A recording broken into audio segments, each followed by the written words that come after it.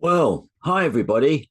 How you doing? I am in a very weird place at the moment, a bit surreal, because 2 days ago I went up to Loughborough here in the UK and I entered the English Singles National Championships at 3.0 at my age 65 plus. A lot of you know, I'm 66. Um, Now, why did I do this? I just sort of thought I've got a membership. We've got a membership here at Senior Pickleball Tips of over 100,000. I'm not a coach. I've not had any coaching badges yet. And so I thought, maybe I need a bit of credibility amongst you guys. So I thought, well, for a bit of fun, I'd enter this tournament. What was I expecting? I don't know. Possibly to reach the semi-final, get a bit of cred, and well, who knows? Possibly beyond my wildest dreams, get a bronze medal or something like that. So, as some of you already know, I actually went on and I won it. And those of you who are on the video, I am showing you my medal, which I'm very proud of. Um, now, I don't want this session. Now, I don't want this podcast about Paddy bragging about how he won, about how he won this tournament. This session, this episode is about mental strength and game strategy. So before I started pickleball in November 2023, I played 55 years of tennis. And in that, I played a lot of singles and doubles. And I've often thought I was pretty good at the strategic side of things. I was pretty good at changing my tactics when I needed to, dependent on my opponent, the conditions, etc., etc. And I was always pretty good at mental toughness as well. So when the points got difficult, when the points got even, how to stay in the game mentally. So I just thought, and I don't know if this is going to be helpful for everyone, but I just thought I would share with you guys my story of how Paddy, beyond his wildest dreams, won a gold medal at the National Singles Championships here in England. Well,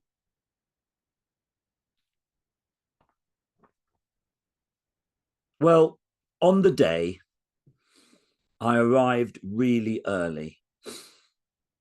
So there was as little stress on me as possible. It's a 3 hour drive away. So I got up really early. I did my yoga and my stretches before I left. On the way, I stopped at the motorway and I had breakfast, big English breakfast, not too big. So, because I thought I need a bit of energy, I got to the venue about an hour before I needed to.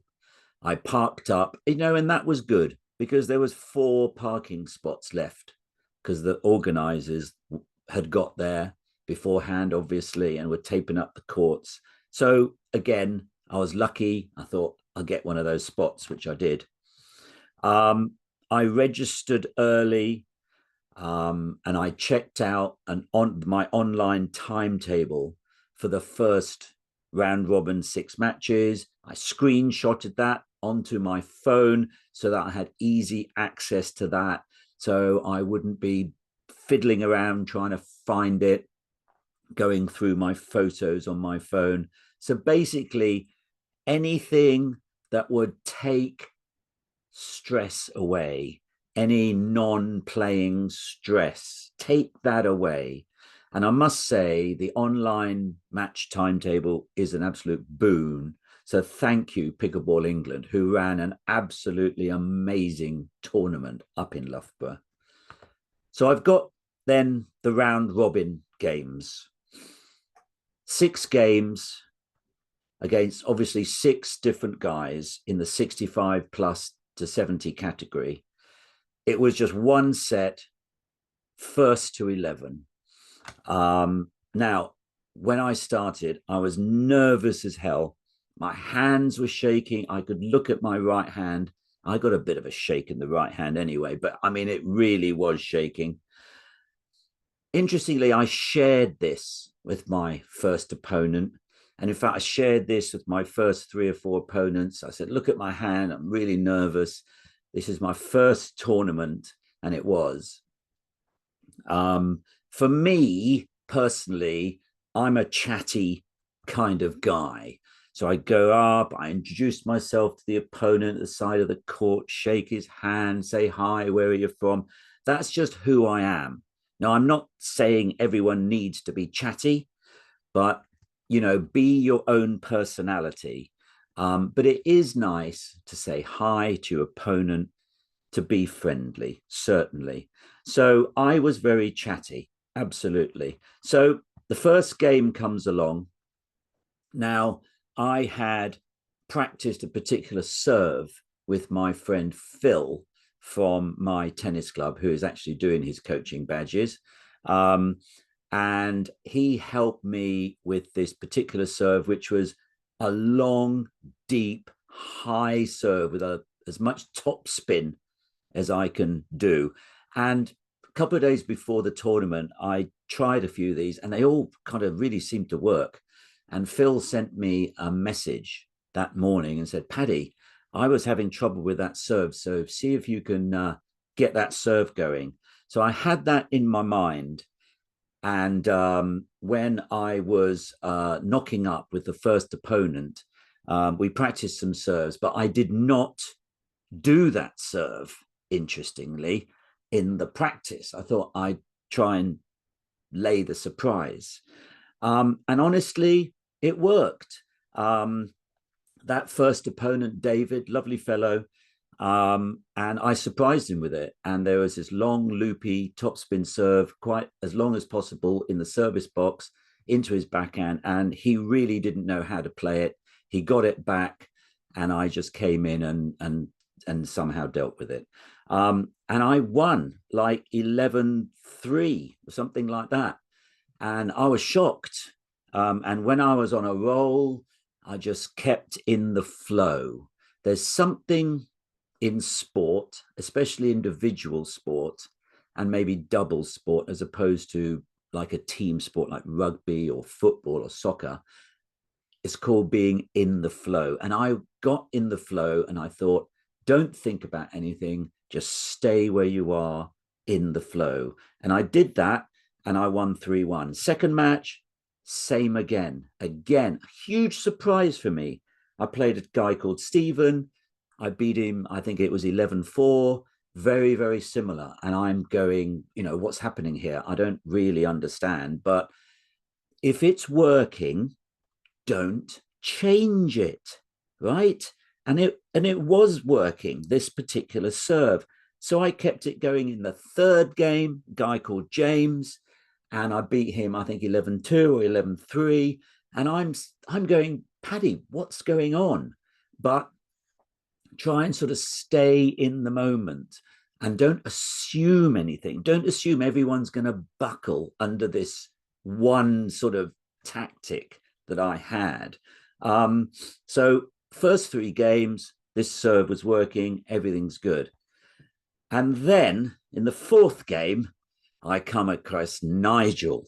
Now, Nigel, I know you're going to be listening to this podcast. So hopefully you agree with my assessment.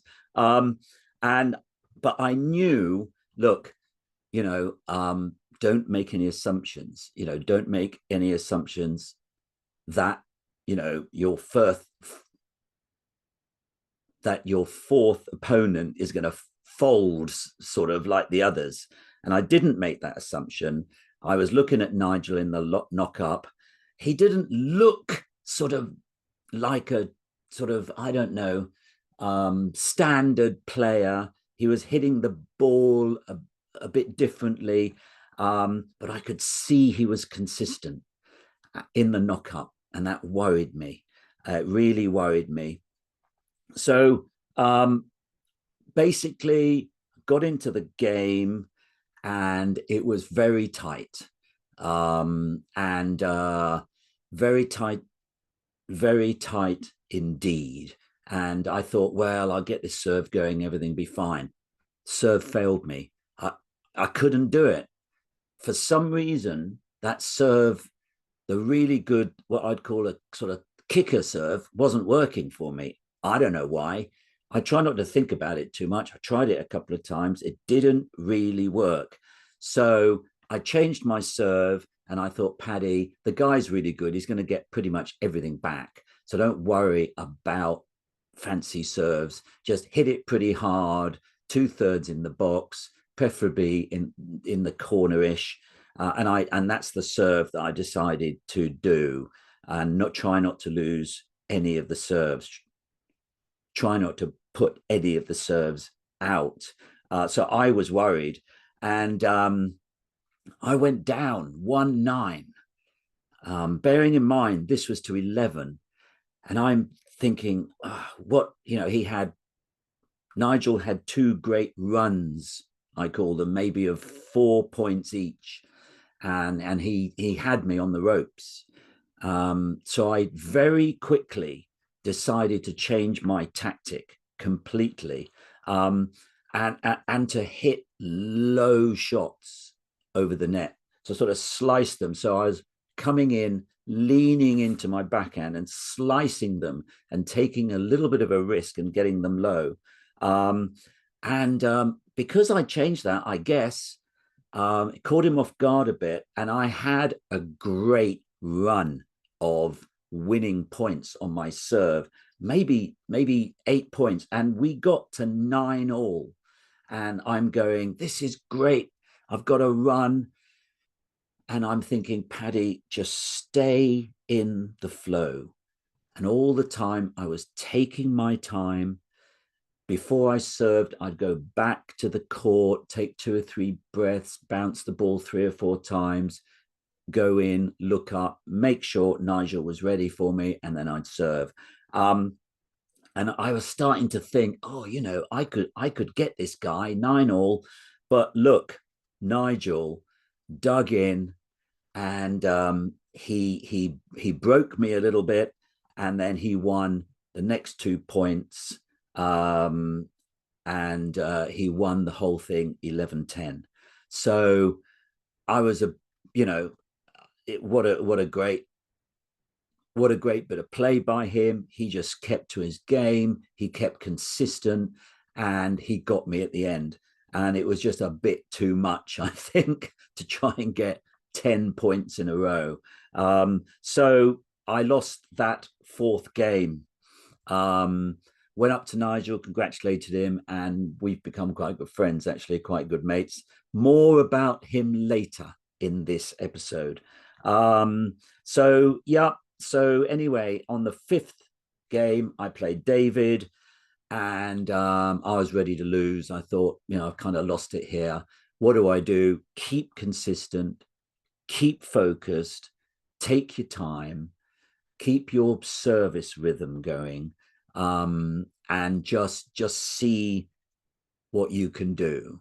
I had a friend of mine from my pickleball club, Surrey Downs Pickleball Club, here in Surrey in the UK, Alan, and he was at the tournament as well, and he's a better player than I am, far better and younger and stronger.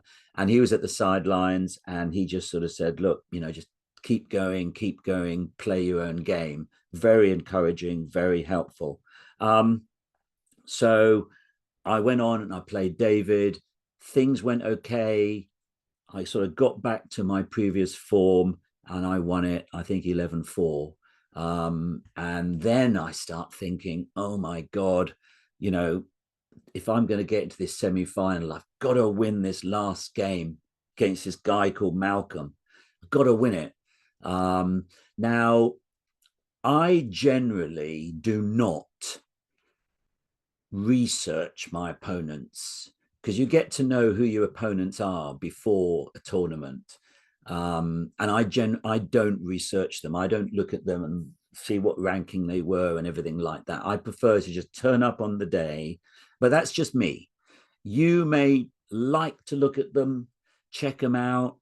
You might even find YouTube videos of them. You never know on the on the YouTube. Check that out, and you can sort of see how they play. But I don't like to do that. I just like to do it on the day. But I knew at this last round robin part of the tournament, I had to beat the sixth match the guy who I was playing in the sixth game, guy called Malcolm.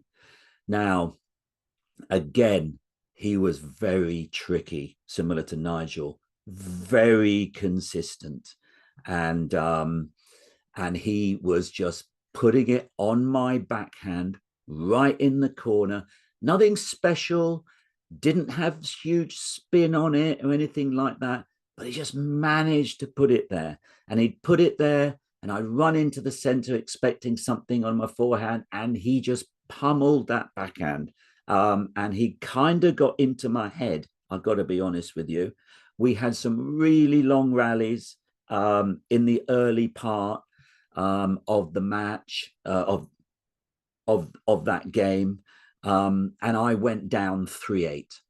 And I said quickly, I said, look, I've got to change my tactics. I'm gonna be pummeled here. So I decided to be aggressive. So I decided to come into the net on every return. So every service return, I'd hit as long and consistently as I could to Malcolm's backhand and come into the net and basically say to him, right, I'm coming in the net. If you want to win the point, mate, you got to pass me, you got to lob me, or you got to hit it hard at me so I miss it. So putting kind of the onus on him rather than just staying at the back and trying to play my consistent game, which he was winning. So I had to change. So I did. I managed to change. I came to the net every return, and you know, did really well. I found a run of 4 points, and then I got another 1 or 2, etc. And we got back to 8-8. Now I knew I had to win this game. And I got to say, I think that pressure on me, you know, with everything there, and I looked over at Alan, who was on the sidelines, and he was just saying, you know, keep calm, and he was saying, keep it low. That he was sort of signaling to me like I was doing. So I thought, look, I'll keep going as I was to the same way I got to 8-8, but Malcolm was so consistent, and he just kept to his game. And he pummeled my backhand, and I lost it 11-8. And I'm thinking, I don't have a semi-final place, but you know, what a great day I've had. Congratulated him, nice guy, and toweled down, had a bit of a drink, had a chat to Alan. He sort of commiserated with me, but you know, that's all fine. We're all in it together. It's you know, it's not the end of the world. But anyway, what happened, what came to pass is that me, Nigel, and Malcolm all had lost 2 games. So that was very interesting. But I thought, I just felt, you know, I'd lost it. I was out of it. Well, what happened is that Lou, who helps to run Pickleball England, was the referee for that part of the tournament. And she put it into the computer and pressed the button on the algorithms. I don't know what you do. And it came to pass that Nigel came first and Paddy came second by 1 point. 1 point. And poor Malcolm missed out, and he came third in that round robin and didn't have a semi-final place. So I commiserated with him, but you know, we're all gentlemen, we're all honorable gentlemen, and everything was fine. The 3 of us became quite good friends at the time. But it was a bit nail biting sitting there while Lou was pummeling her laptop and churning the numbers. But excitement, I guess. So my God, I'm in the semi-final. I just honestly couldn't believe it. So, what are the lessons learned from those 6 games? Now, I'm not doing this episode, please, to be braggy, to tell you I'm brilliant, because I'm not. I just thought that you might want to hear it from my point of view and how I managed somehow to win this bloody medal. So, at the end of the 6-match round robins, what were the lessons to learn? Never give up. Never give up. If you're 10-0 down, never give up. You can get back. You can win that game. You can do it. Change your tactics quickly if you're down. Maybe not wait until you're 10 love down, but if you're 6 or 7 love down, change your tactics. Do something different. And if you don't know what to do, then hit it long and come into the net, whether it's singles or doubles. Say to your opponent or opponents, okay, we're coming to the net. It's up to you. If you want to win this, you're going to have to win it. Okay, we're not going to make mistakes. So that's a real lesson. So if you're being beaten, don't keep with the same tactic and possibly change to an aggressive approach. Go to the net and say, okay, here I am, see what you can do. Or here we are, see what you can do. So those are lessons learned from that round robin. Okay, so I'm in the semi-final. And okay, so I'm in the semi-final and I'm against this guy called Richard. Would you believe it? He's a giant. He's 6'8". I have a photo somewhere and I look like a very small person next to him. I am quite small. I'm only 5'7", but he was 6'8". Now, luckily, there's a guy at our tennis club called Chris, who's also 6'8". I gave him the nickname of the albatross because he's got such a long reach across the tennis net. And I have beaten Chris at singles over the years, and I've beaten him by putting the ball down to his feet and keeping it low. I mean, if you're tall, you've got to get down to the ball. And especially in pickleball, that ball doesn't bounce very high. So my whole tactic for that game, certainly on the backhand, was to cut the ball, lean in, cut it, keep it low and into the net. And also another tactic that I had was don't necessarily hit the ball all the way hard to the back of the court. Every now and again, hit not really a dink, because in singles, there's not a lot of dinking and resetting, to be honest with you, but just hit the ball quite softly so it sort of almost hits the kitchen line. So you bring the tall fellow up to the net. So I had thought this through when I realized I was playing a giant. So I did do that. I had a strategy. I had a tactic. I took my time.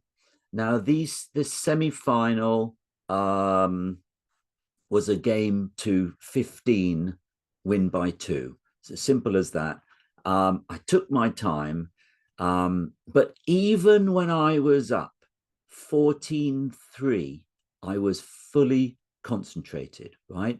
I did not expect to win. I was sort of fist pumping a little bit. Come on, Paddy. Even at 14-3, 1 point away from getting into the final, right? Interesting also, I was up about 7-2 or something like that. And I thought, rather than just keep going, I'll actually get a bit more aggressive. And that helped, I think, a little bit as well, just to kind of knock the stuffing out of Richard, which it seemed to do. And I managed to win it 15-3. So, and you know what? I was over the moon. I went up, shook his hand, and I realized I'd won a bloody medal. You know, I had won a medal. So because winning the semi-final, obviously, I'd won a silver medal, even if I'd walked up the stairs and twisted my ankle or broken my leg, I would have walked home with a silver medal. So I was so pleased. Gave Alan a big hug, and it was just fantastic. And I was absolutely elated. It was a great feeling. But still, in the back of my mind, I was more relaxed because I knew I'd won a medal, and that was helpful. I thought, use that relaxation, take some deep breaths and just enjoy that moment, sort of almost celebrate the winning of a medal. I went up to Richard and his mates, and we had a bit of a chat, and I commiserated with him. And what a great guy. We had a lovely chat. And then I wanted to know who I was playing in the final. And I thought, I do not want to play that bloody Nigel again. I do not. He's too consistent. He's too good. But of course, Nigel he won his semi-final. Of course, Nigel won his semi-final, and we were both in the final playing again. And I'm thinking, oh, good goodness, good God, I do not want to play this gentleman again. He's too consistent, too good. Nice chap, but he's too good at pickleball. So what was I thinking? I suppose the main thing I was thinking, I've got a medal. So I was a little more relaxed. It wasn't the end of the world or anything. Anyway, we started the game. Now, this was best of 3 sets to 11, win by 2. So it was like a proper pickleball match, if you want. We had long rallies, just sort of trying to figure each other out. Especially when we were sort of 1-1, 2-2, long rallies. I kept consistent. He kept consistent. I was hitting my backhand with a slice down the line sometimes, but well into the court, because I had missed a few of those earlier, and they were like, you know how sometimes they curve out of the court. So I was doing that, but he was just stepping in, staying in there, pummeling my backhand. I didn't feel super comfortable, and consistency. We were both being consistent, and we all know that is a major part of this sport. Be consistent, folks, and we were. And then we got to 8-8.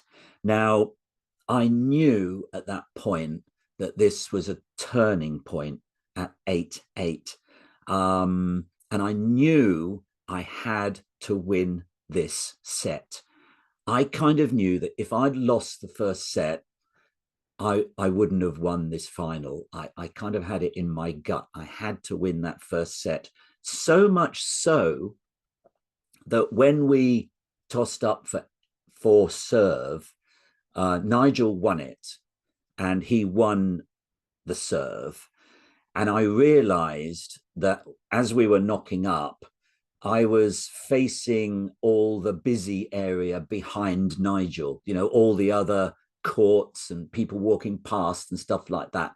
And so it's quite hard sometimes to see the ball when you got the busy area in the background. And because I kind of felt I had to win that first set, I went up to Lou, the tournament director, who was just there. And I said, Lou, if Nigel wins the toss to serve, can I choose ends? He said, yes, you can choose ends. So I actually swapped sides. I asked Nigel to swap sides, which was my right, so that in that first set, I was facing the very nice dark green curtain rather than the busy background. Now, getting back to that set, we were 8-8.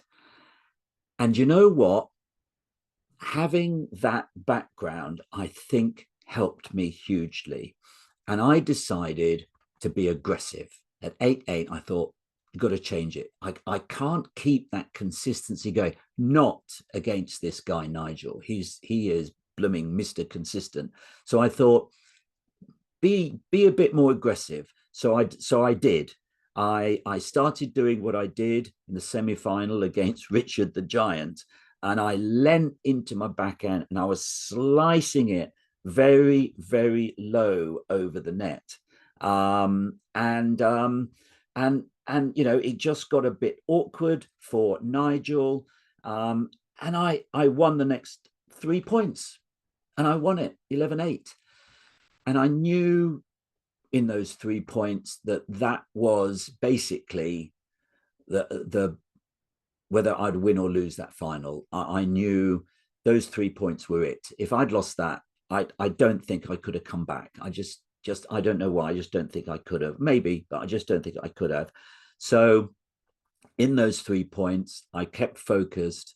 I was aggressive, but how can I put it? Is there such a thing as consistently aggressive? I don't know.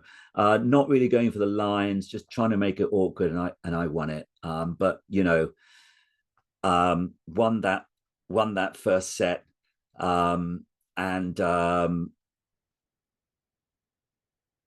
yeah, won that first set, and I think the change of ends really helped. I had a drink, a long drink. I toweled down. Alan gave me a bit of encouragement and just said into my ear, Paddy, keep it low. So got into the second set, a bit nervous, but thinking, oh my good, now thinking, you know, this is the final. I haven't been in many tennis finals, and this was my first, certainly my first pickleball final, my first pickleball tournament. Thinking, you know, how should I do this? Just stay focused, breathe, try not to overthink it too much. And for some reason, I kind of won the first 5 or 6 points. I kept focused, and I thought, look, just keep going. And then I decided I was 6 points up, maybe 6-1 or something like that. And I decided, look, I'm just going to kind of try something a bit else as well on my serve. So I decided I'd try on the forehand juice side, if you want, of serve.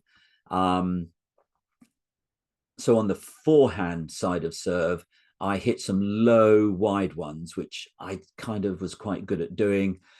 And again, Nigel wasn't expecting this, I don't think, and he hit them up, and I managed to volley them away. Because that worked, I did it again, and it worked, and I did it again. So something, if you change your tactics and it doesn't work, maybe try it one more time. Still, if it doesn't work, go back to where you were and be consistent. But if it works, keep it going. So I just kept it going. But even when I was up, you know, some sort of 9-3 or something like that, even when I was up, I was focused, be consistent. I was breathing. I was taking my time. And I managed to get through. I managed to get through and win the bloody thing. Now, Nigel is an absolutely fantastic player and a wonderful guy, gentleman.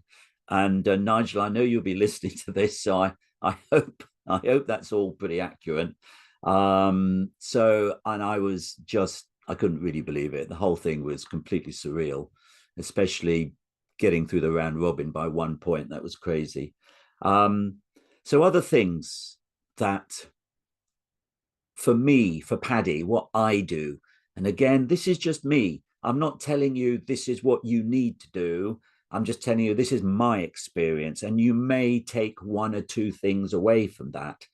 What I do is, well, I did in Loughborough in that tournament, is I loudly called out the score every time before I served and before my opponents served. And before the match, before the game, I'd go up to him and I said, look, I'm going to loudly call out the score before you and I serve. I hope that's okay. And he always said, yeah, fine, no problem. Because I sometimes lose the score.